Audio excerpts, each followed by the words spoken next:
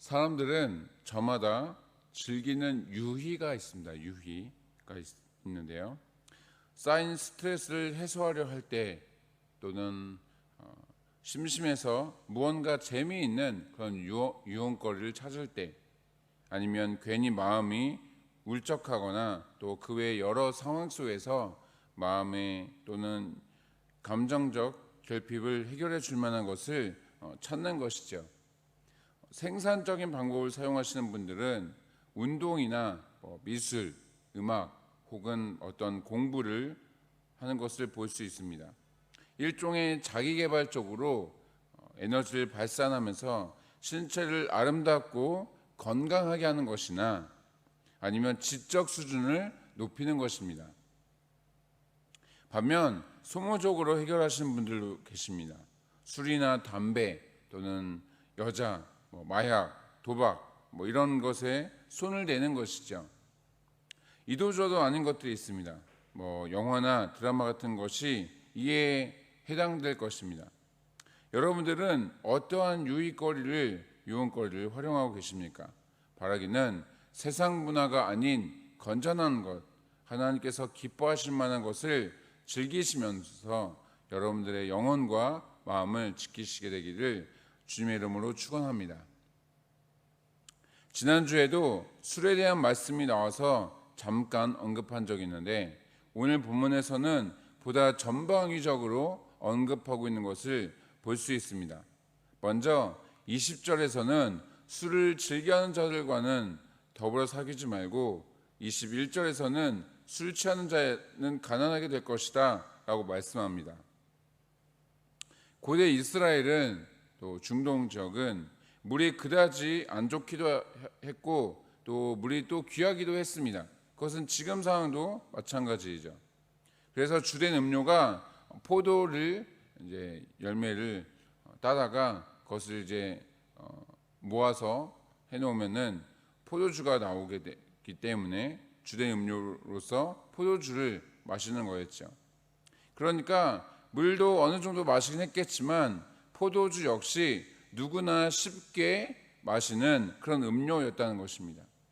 그럼에도 불구하고 술을 마시는 것에 대해서 경계를 하게 하고 또 주의를 주는 것은 정상적인 수준을 벗어나서 마셔야 되는 그런 사람들을 향해서입니다. 무절제하고 방탕하고 또 그것을 인생의 낙으로 삼는 사람들을 가리키는 것이죠. 경우에 따라 집의 생계를 담당해야 하는 그런 가장일 수가 있을 것인데 일은 하나도 하지 않고 본인의 책임을 망각한 상태에 어떤 술주정뱅이의 그런 삶을 사는 사람과 어울리지 말라고 말씀하는 것입니다. 또한 29절과 30절에서는 술주정뱅이 혹은 알코올 중독자에게 재앙과 근심과 분쟁과 원망과 까닭없는 상처와 붉은 눈이 있다라고 말씀하고 있습니다. 자, 여기에서 까닭없는 상처란 술을 너무 많이 마신 탓에 몸을 가눌 수가 없어서 비틀비틀 거리다가 이리저리 부딪히고 넘어져서 얻게 되는 그런 상처를 말합니다. 다음 날이 되면은 내가 왜 어디서 이런 상처가 갖게 됐지? 라고 생각하게 되는, 말하게 되는 그런 상처를 말하는 것이죠. 또한 붉은 눈은 눈에 충혈된 상태를 의미하는 것인데 술 때문에 건강을 심하게 훼손된 그런 상태를 말하는 것입니다. 재앙, 근심, 분쟁, 원망 등은 술에 취해서 정신과 생각을 온전히 제어하지 못하고 말과 행동의 실수로 일어나는 각종 문제 상황들을 가리키는 것이죠. 그러니까 신체적인 건강을 해치는 것부터 시작해서 사회적인 관계를 깨트리고 또 파괴시키는 것까지 술을 과도하게 찾는 사람들이 갖게 되는 그 고통과 결과에 대해서 말씀하고 있는 것입니다. 31절 이하에서는 보기에는 아름답고 반짝거리면서 달콤하고 향기로움을 지닌 그 술이 상당히 매력적으로 보이지만 그것이 가져다 주는 악영향에 대해서 말씀하고 있습니다.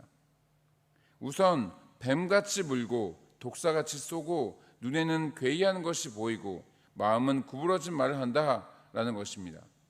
뱀은 기본적으로 사람을 무는 특성이 있는데 독사의 경우는 그 독으로 인해서 물리게 되면 전신에 독이 퍼져서 사람을 죽이게 합니다. 죽음에 이르게 하는 것이죠. 또한 앞서 언급했던 것처럼 술에 취하면 정신이 오락가락하게 됩니다. 그래서 이상한 헛것을 보기도 하고 마음은 어지럽고 훈련된 생각으로 가득 차서 정상적인 판단을 할 수 없는 그런 상태가 되기도 하죠. 쉽게 말해서 과도한 알코올이 가져다주는 질병들, 이를테면 각종 정신병이나 또는 간경화, 간암 같은 그런 것과 또 그로 인해서 파생되는 여러 가지 죄악들에 대해서 지금 말씀하고 있는 것입니다.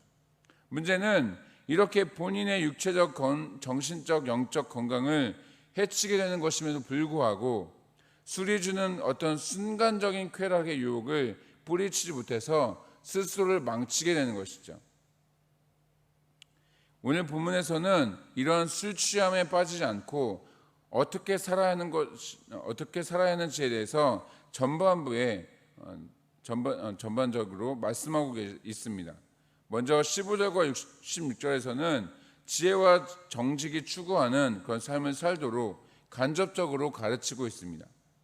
여기에서 말하는 지혜란 하나님을 경외함으로 하나님의 은혜로 받게 되는, 하나님께서 주시는 그런 지혜를 의미합니다. 선악을 분별해서 악한 것은 멀리하고 또 정직함, 의로움, 공평함 등의 자세로 살아가는 삶을 살아가도록 말씀하고 있는 것입니다. 17절, 18절은 죄인들의 일시적 형통을 부러워하지 말고 여호와를 경외하는 삶을 살도록 권면하고 있는 것이죠. 죄인의 형통을 부러워하지 않도록 교훈하고 있는 이유는 부러워하면, 그것에 대해서 부러워하게 되면 자신도 모르게 그것을 따라하게 되어지기 때문입니다. 그것이 인간의 특성인 것이죠. 더군다나 악하게 살다가 그 모습이 드러나서 법의 심판을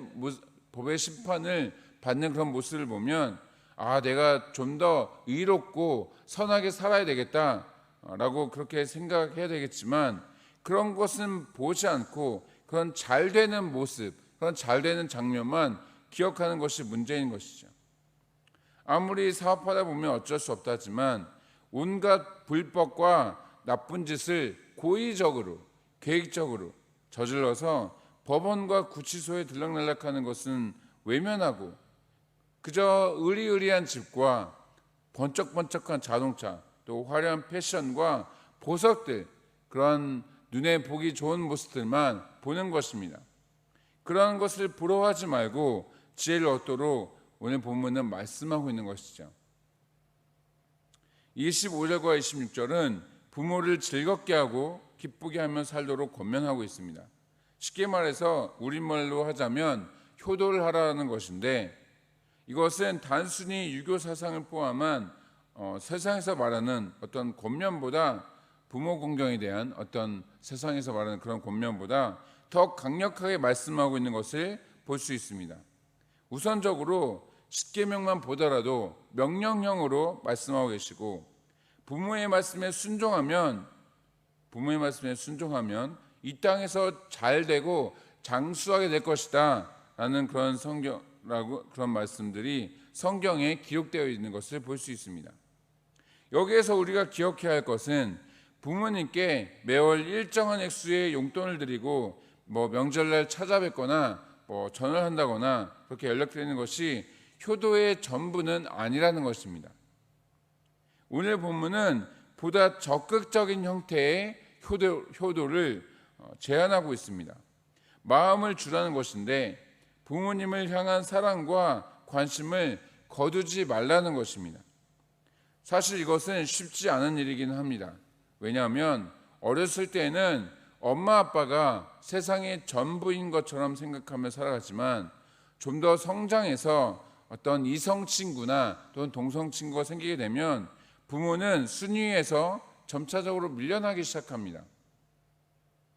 더군다나 결혼해서 자녀까지 생기고 나면 이제 부모는 아예 뒷전이 되기도 하기 때문인 것이죠. 하지만 그러한 상황에서도 부모를 향한 관심과 애정이 흐려지지 않으면 자신보다 먼저 힘든 세상을 살아가시며 경험하신 부모님의 모습과 삶에 대한 태도를 통해서 많은 것을 우리는 배울 수 있을 것입니다. 그것이 바로 지혜로운 사람의 모습이라는 것이죠. 말씀을 마치겠습니다.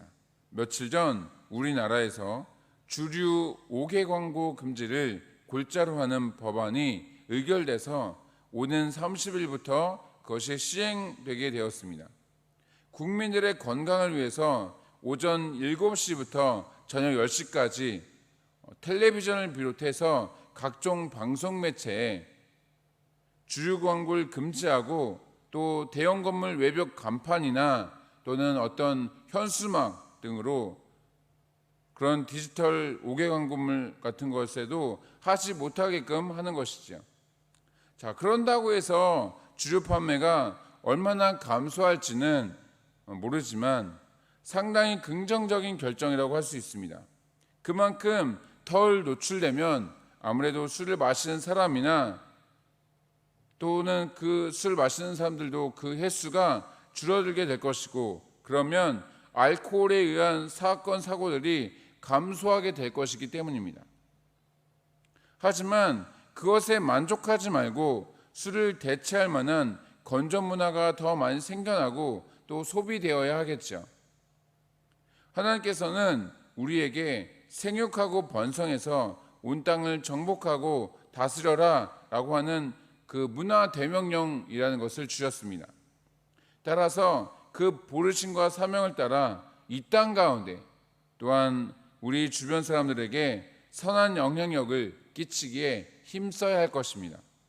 바라기는 세상의 문화를 부러워해서 그 흐름에 따라가지 않고 하나님을 경외함으로 받게 되는 그 지혜로 말미암아 하나님을 기쁘시게 하는 삶을 살아가시는 저와 여러분 되시기를 주님의 이름으로 축복합니다.